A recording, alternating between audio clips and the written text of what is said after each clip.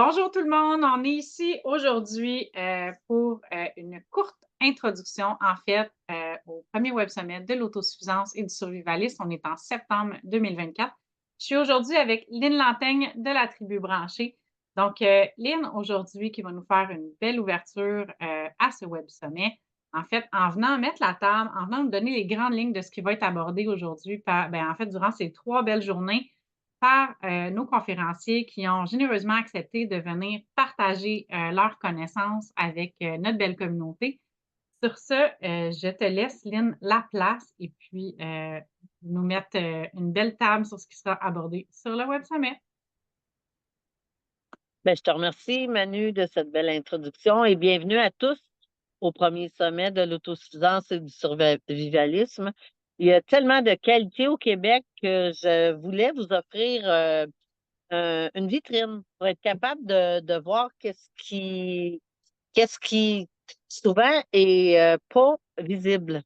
Alors, c'est ça. Fait que moi, j'aimerais ça vous expliquer un peu avant que le sommet commence les différentes sphères des gens qui aiment la nature, des gens qui se préparent qui pratiquent, qui vivent de la forêt. Il y a différents thèmes, des fois qu'on entend, il y a genre les vivalismes. C'est quoi le vivalisme?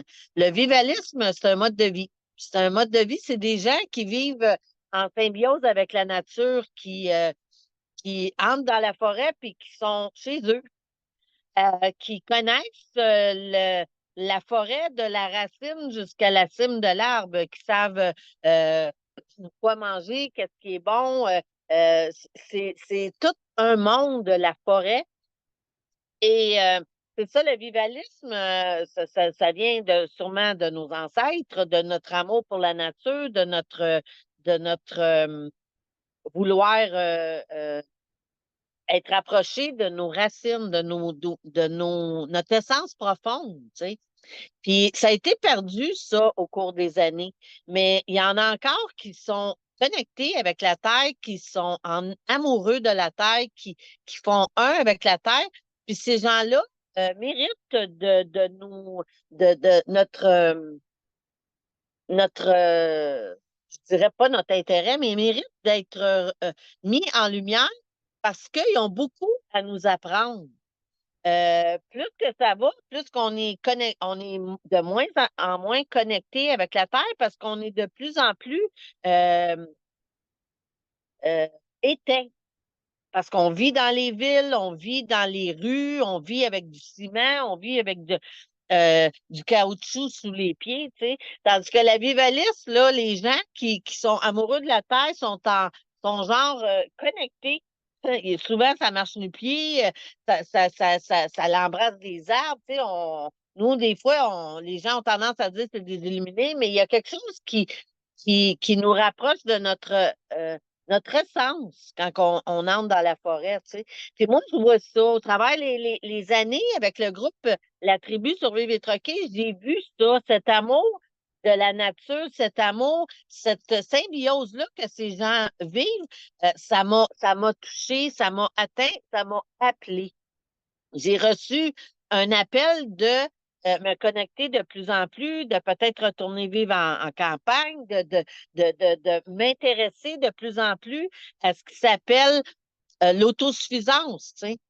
Fait que c'est ça, c'est l'amour des gens pour tout ça qui m'a inspiré puis qui me nourrit aujourd'hui. Parce que c'est de cette passion-là que les gens, que j'ai vu chez les gens, je me suis dit, les gens ont besoin de connaître, ils ont besoin de savoir, tu sais. Fait que c'est un peu ça, tu sais. Fait qu'au cours du sommet, il va y avoir des gens qui vont nous partager leur savoir au niveau de qu'est-ce qu'on a en forêt, qu'est-ce qu'on a comme richesse au Québec. Parce qu'on va parler un peu plus du Québec dans ce sommet-là, parce que le rôle du sommet, c'est de mettre en évidence les artisans, les artistes, les cueilleurs, les semeurs, les chasseurs, tout ce qui s'appelle richesse québécoise. On a beaucoup de richesses au Québec. On a même des gens que j'ai vus dans le groupe qui prennent leurs produits et qui les importent dans d'autres pays. qui font la mise en commercialisation, puis on importe nos produits québécois au travers le monde. Fait que il y a des belles choses qu'on va découvrir ensemble, tu sais. Fait que quand on parle de l'autosuffisance, il y a beaucoup de facteurs, tu sais, il y a beaucoup tu sais, mettons qu'il arrivera une intempérie, sans être alarmiste, s'il arrive une intempérie, s'il arrive des choses qui sont hors de notre contrôle humain, ben, il faut quand même avoir une petite notion sur où est-ce qu'on s'en va, comment qu'on fait les abris, comment qu'on fait le feu, comment qu'on fait pour se nourrir en forêt, tu sais, comment est-ce qu'on fait pour filtrer l'eau. Parce que si vous ne le saviez pas, l'eau du lac n'est pas buvable. On ne peut pas boire. L'eau du lac, c'est rempli pas des cholinofères, mais en tout cas, je ne sais pas quoi, mais c'est rempli il faut apprendre à filtrer l'eau. Il faut apprendre. Il y a bien des choses à savoir, des modes de conservation. Puis c'est toutes des méthodes ancestrales que l'autosuffisance, les gens qui s'intéressent à l'autosuffisance, et j'en apprends tous les jours, j'en apprends tous les jours. Moi, je vois des cueilleurs, là, ils prennent des choses que j'aurais pensé que c'était des mauvaises herbes, puis ils font des tisanes avec ça, ils font des choses médicinales avec ça, ils font des tisanes pour toutes sortes de choses dans le corps. On a toutes les ressources naturelles pour nous guérir de nos propres maux. Ce que j'ai appris au cours de toutes mes recherches, c'est que chaque emplacement ont leur maladie, qu'on soit nord-américain, mais on a aussi le médicament, l'antidote, on le possède dans nos forêts, tu sais. Puis c'est ça que je vois de nos artisans, de nos cueilleurs, de nos passionnés de la forêt. C'est sûr que c'est tout un monde. Moi, je suis novice. Moi, j'étais dans l'événementiel, fait que je suis une novice dans tout ça, mais veux pas, à force de poster des vidéos, à force d'aller voir des gens dans leur sphère, j'apprends des choses incroyables à tous les jours, tu sais. Et c'est ça. Fait que il y a beaucoup de choses pour se nourrir, des modes de conservation en autosuffisance, là. Comment faire sécher les aliments, comment faire de la lactofermentation, comment faire geler, congeler les choses, comment faire des séchages, des séchages de viande, des séchages de toutes sortes de choses, comment conserver les aliments, là. Il y en a là, qui conservent ça pendant l'hiver sous la terre, des patates, des choses. Il y en a qui plantent des semences de carottes. Je pense que c'est en novembre ou en octobre.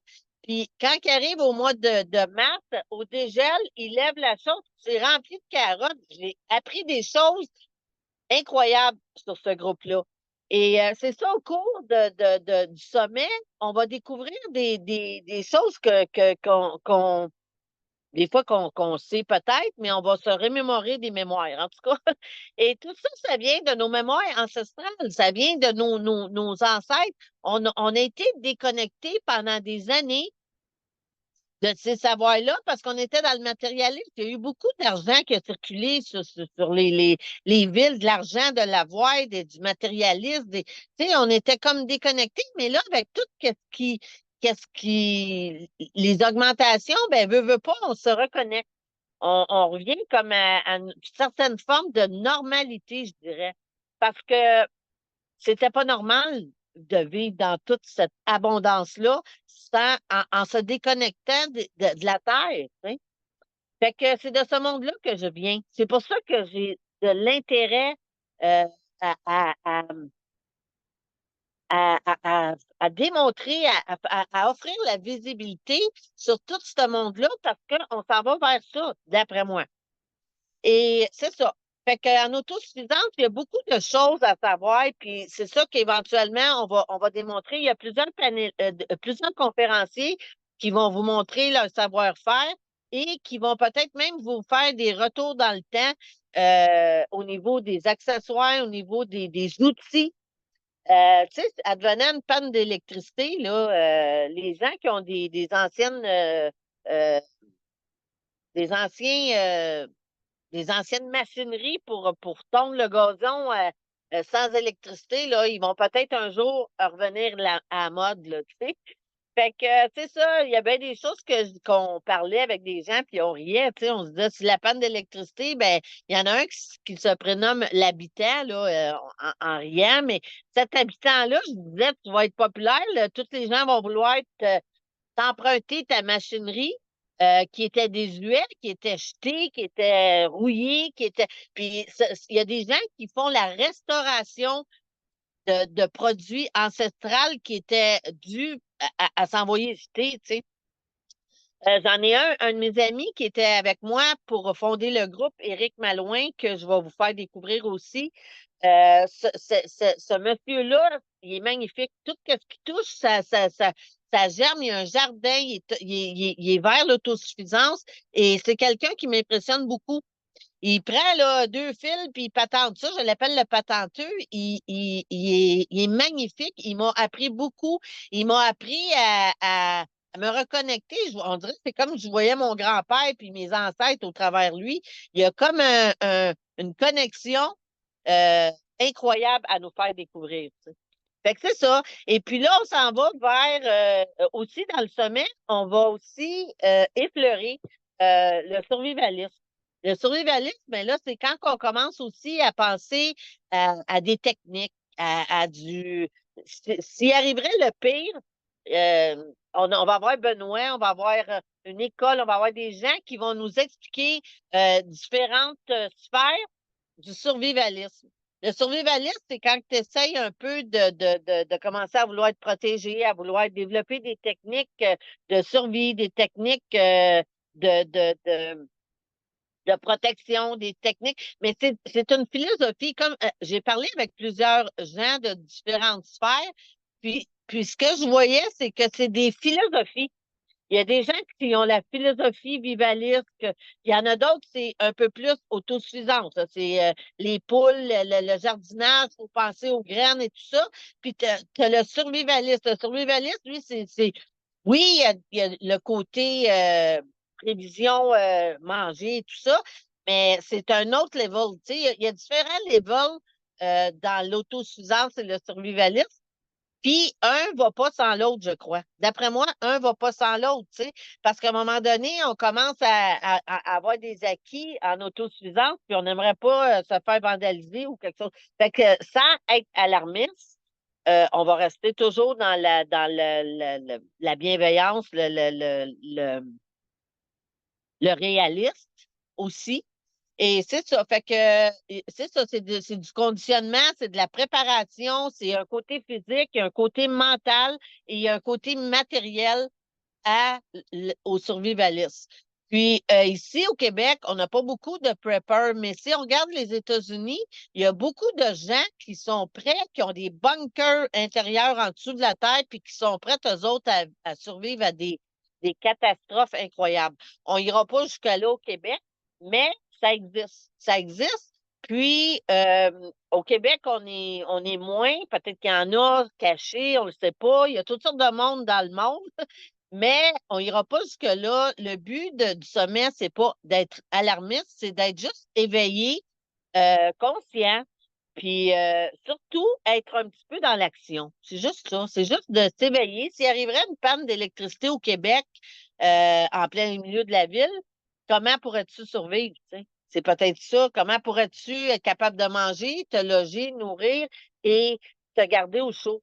Parce que la principale faiblesse du Québec, c'est que c'est un pays nordique, il fait froid, puis on gèle l'hiver. Fait que c'est un peu ça. C'est pour ça que je me suis éveillée à tout ça, puis que je cherchais, parce que j'ai ouvert le groupe au mois d'octobre ou novembre, quand il commençait à faire froid. Le groupe La Tribu Survivre et Troquer a été ouvert à l'automne. Puis là, je me disais, qu'est-ce qu'on ferait, mettons, qu'il y aurait vraiment quelque chose en hiver, tu sais. Fait que c'est ça. Fait que le but du sommet, c'est de vous donner des pistes. Des pistes pour avancer un petit peu plus, où que vous soyez novice ou un peu plus expert, puis même faire du réseautage éventuellement, apprendre à vous connaître, apprendre à échanger, apprendre à aller prendre, vous former, apprendre à développer plus d'acquis. Tu sais, apprendre à faire ton ketchup maison, apprendre à sécher des champignons que tu as déjà que tu savais pas que tu avais en arrière de chez vous. J'ai parlé à des gens, là, puis il y a plein de richesses sur le bord des chemins. Tu sais, sur l'autoroute, là, sur le bord des chemins, là, il y a plein de choses à cueillir, là. On peut faire de la farine avec des quenouilles. Il y a plein de choses qu'on peut avoir à portée de notre main. Du plantain, à Montréal, du plantain, de la molène, plein de choses qu'on ne sait pas, que je ne savais pas. Moi, je me prends comme exemple. Avec moi, comme exemple, là, on part vraiment de la vraie novice jusqu'à un petit peu plus ouverte, tu sais. Fait que c'est ça le but.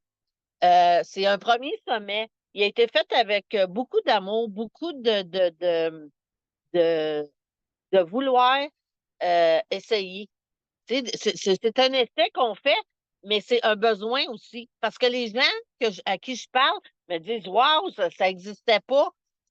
Fait qu'on a créé quelque chose à partir d'un besoin qui était latent.